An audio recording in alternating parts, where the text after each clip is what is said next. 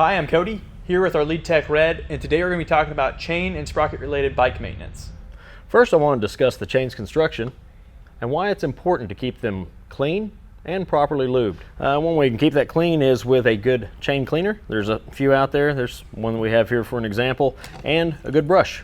You don't want to force water into it with a pressure washer because you can force water in, you can't force the water out. There are many different types of chain lubes out there. Make sure that you grab one that's specific for you and the type of riding you do, and not just like a penetrating oil, because that really doesn't do the job. No matter what chain lube you decide to go with, there is an instruction on the back. Make sure you refer to it, just so you can see how they prefer their product to be applied. Now, this is your basic roller chain.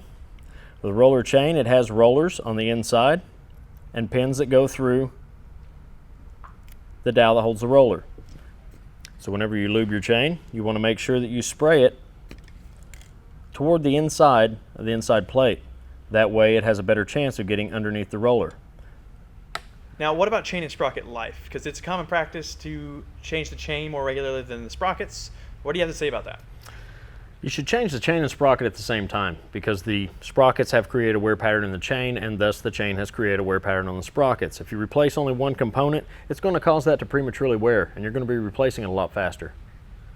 Some of the wear indicators to look for on the sprocket: obviously you can tell this one has the teeth widened out real far. They're very sharp, and some are even missing. You can tell here they're starting to lay over and look kind of like a saw blade or a shark's fin. Something else to look for is when your chain is around your sprocket, is if it comes off the teeth real easily. That shows you that it's got way too much play. And the chain's wear is usually with deflection, and always inspect the rollers to make sure none of them are cracked, damaged, or missing. You also need to make sure your chain is aligned properly, because you can tell by looking at this sprocket with misalignment for one reason or another. It caused wear and the chain to eat into the side of the sprocket. Keeping that chain adjusted properly for your application could mean many different things depending on the type of riding you're doing. The general rule of thumb is whenever your rear axle and your swing arm pivot are on a horizontal plane, that's going to be the tightest point of your chain. And then your slack can be determined off your suspension travel. One of the most commonly overlooked aspects related to this type of maintenance has to do with the chain adjuster bolts. Over time, if you don't maintain these, they can seize up and cause you to have to drill them out. So Red's going to show us a few simple steps how to maintain these and keep you from having to spend that time and money. Periodically, depending on the type of riding you're doing, when you have your rear wheel off, it's a good idea to, every once in a while, pull those chain adjuster bolts loose. Go ahead and just back them out of there.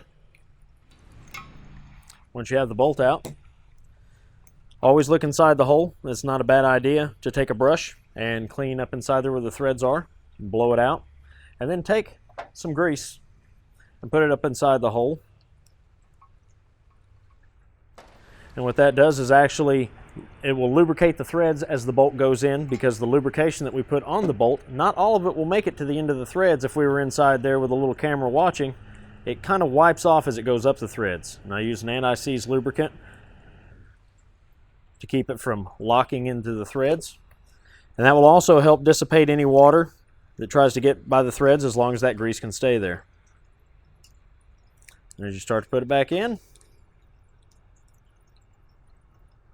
you notice the anti-seize that's accumulating at the base of the threads. That's what didn't make it inside. Thanks for watching, and stay tuned for next week's edition of Ajax Tech Tips.